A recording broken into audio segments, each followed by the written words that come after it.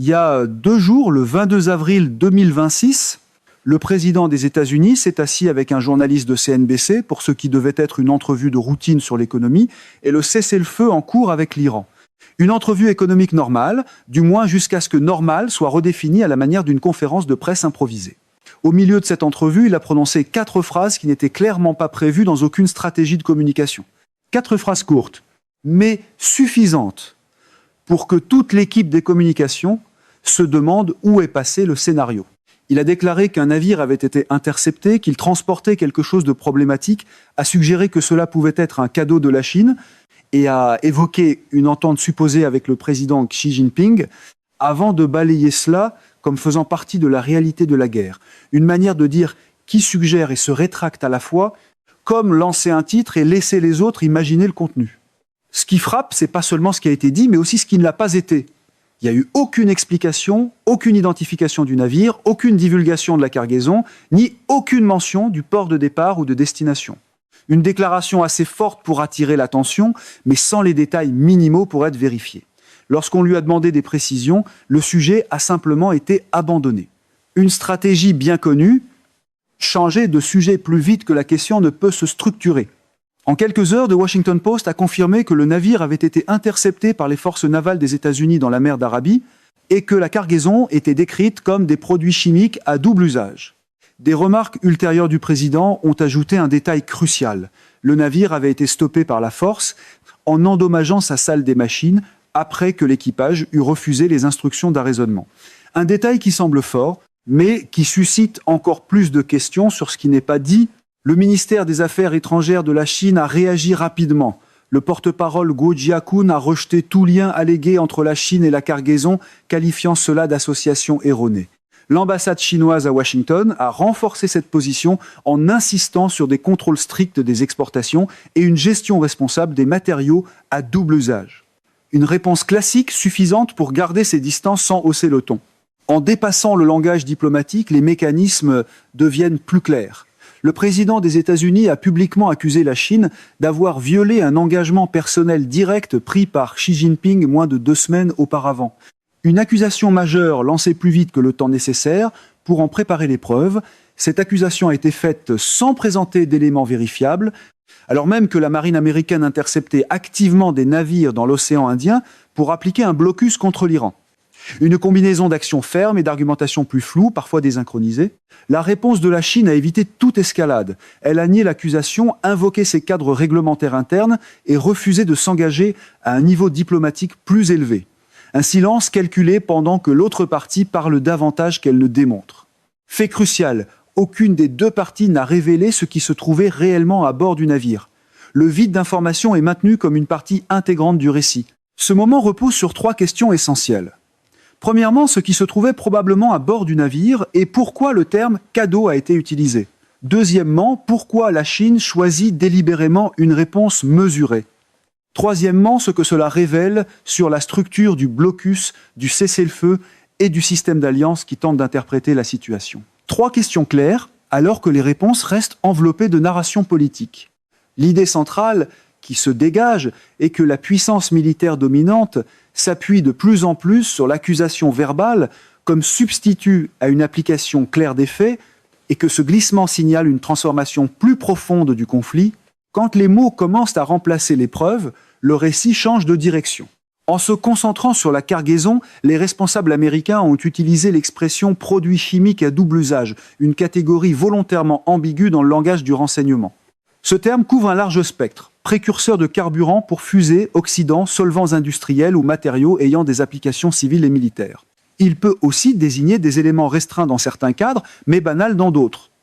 Un concept assez large pour couvrir presque toutes les possibilités sans confirmation précise. L'absence de photos, de manifestes de cargaison ou d'identification précise est révélatrice. Si la cargaison avait été clairement offensive, missiles assemblés, système d'armes complet ou munitions explosives d'épreuves visuelles auraient presque certainement été publiés. Le style de communication politique de Trump privilégie fortement les images montrant des ennemis pris sur le fait, surtout lorsque l'image peut devenir un titre instantané. L'absence de telles preuves suggère fortement que la cargaison, bien que sensible, ne constitue pas une menace évidente ou spectaculaire. ou du moins pas assez visuel pour être diffusé. Des reportages récents renforcent cette interprétation. CNN, citant des sources du renseignement américain, a indiqué que la Chine avait fourni à l'Iran des systèmes Manpads, notamment le modèle FN6, via des pays tiers. D'autres rapports suggèrent que des avions cargo militaires chinois ont livré des composants de défense aérienne et des systèmes de missiles pendant le cessez-le-feu. Des circuits plus discrets et moins exposés aux interceptions visibles. Si cela est exact, cela implique que les transferts militaires significatifs passent par des voies aériennes conçues pour éviter l'interception, et non par des routes maritimes exposées. Il devient donc peu probable qu'une cargaison stratégique soit envoyée par mer dans une zone surveillée par la marine américaine. Une logique simple, pour éviter d'être intercepté, on n'emprunte pas la route la plus visible. Une explication plus plausible est que le navire transportait des matériaux dans une zone grise à usage industriel, liée à la reconstruction ou dont la classification dépend de l'interprétation. Cette ambiguïté explique l'utilisation du mot cadeau, un mot suffisamment flou pour produire un effet sans engager de contenu précis. Cadeau n'est ni un terme juridique ni une catégorie de renseignement. C'est un procédé rhétorique. Il permet de suggérer une intention hostile sans formuler une accusation vérifiable. Une manière de rendre le récit plus clair que la réalité elle-même. Cette technique a déjà été utilisée pour simplifier des situations complexes ou inconfortables en récits politiquement efficaces, particulièrement utile lorsque le message doit aller plus vite que l'analyse. Le problème de ce cadrage est qu'il ne fonctionne qu'en l'absence de vérification. Dès que le contenu réel est examiné, le récit tient ou s'effondre. Dans ce cas, la période critique a été les 48 premières heures pendant lesquelles l'accusation a circulé sans contestation. Un laps de temps suffisant pour transformer une phrase en perception. Un autre détail important concerne la méthode d'interception. Endommager la salle des machines constitue une escalade significative par rapport aux pratiques habituelles comme les tirs d'avertissement ou l'arraisonnement non létal. Cette approche comporte des risques, pertes humaines, dommages environnementaux et perte de la cargaison. Une action forte qui peut soulever plus de questions qu'elle n'apporte de réponses. Le fait que cette méthode ait été utilisée combinée à l'absence de preuves visuelles ensuite suggère plusieurs hypothèses. La cargaison pourrait avoir été endommagée, ne pas correspondre aux attentes du renseignement ou être politiquement sensible. 3 hypothèses différentes, mais un même résultat, un manque de transparence. Chacune de ces hypothèses correspond à la stratégie de communication actuelle qui met l'accent sur l'origine plutôt que sur le contenu, se concentrer sur qui envoie plutôt que sur quoi est envoyé. En ce qui concerne la réponse chinoise, l'absence d'escalade est particulièrement révélatrice. Traditionnellement, ce type d'accusation entraîne une réaction diplomatique formelle. Ici, la Chine s'est limitée à un démenti. Un silence maîtrisé pendant que l'autre partie fait du bruit. Cette retenue reflète un calcul plus large. La Chine ne réagit pas simplement à une accusation, elle évalue la nature du conflit et se positionne pour maximiser son avantage à long terme. Une stratégie de long terme face à une approche plus immédiate. Du point de vue de Pékin, la situation est favorable. Les États-Unis ont lancé une opération majeure, déstabilisé une région et mis sous tension leurs alliances. Pendant ce temps, la Chine évite l'implication directe tout en se positionnant comme partenaire économique clé. Moins d'actions visibles, mais davantage de gains silencieux. À mesure que le conflit se prolonge, la position relative de la Chine s'améliore. Cela explique son absence d'intérêt pour une escalade. Laisser l'accusation circuler renforce l'image d'un excès américain face à une retenue chinoise. Parfois, ne pas réagir est la meilleure réaction. Le message de l'ambassade chinoise vise davantage les autres capitales que Washington. Il fournit un langage permettant aux alliés d'exprimer des réserves sans prendre parti. Un message suffisamment neutre pour être repris sans engagement. Chaque accusation non étayée renforce cet effet et permet aux alliés de prendre leur distance. Et à chaque fois, l'écart se creuse un peu plus. La situation actuelle met aussi en lumière les faiblesses du blocus. Depuis le 12 avril, les États-Unis appliquent un blocus naval, mais de manière inégale. Certains navires sont interceptés, d'autres non. Un système où les résultats varient selon le contexte plus que selon le principe. Les données maritimes montrent des incohérences. Certains navires passent sans être inquiétés, d'autres sont arrêtés. Cela reflète une stratégie d'application sélective. Tous les navires ne représentent pas le même niveau de priorité. Les navires liés à des États neutres ou à des infrastructures sensibles passent plus facilement. Les cibles à faible risque sont interceptées pour maintenir une apparence de contrôle. Un équilibre entre capacité réelle et image à projeter. Le navire mentionné par le président correspond à cette catégorie, Son interception a été présentée comme un succès, mais ne reflète pas la réalité globale. Un exemple choisi pour soutenir un récit plus large. En pratique, le blocus est partiel.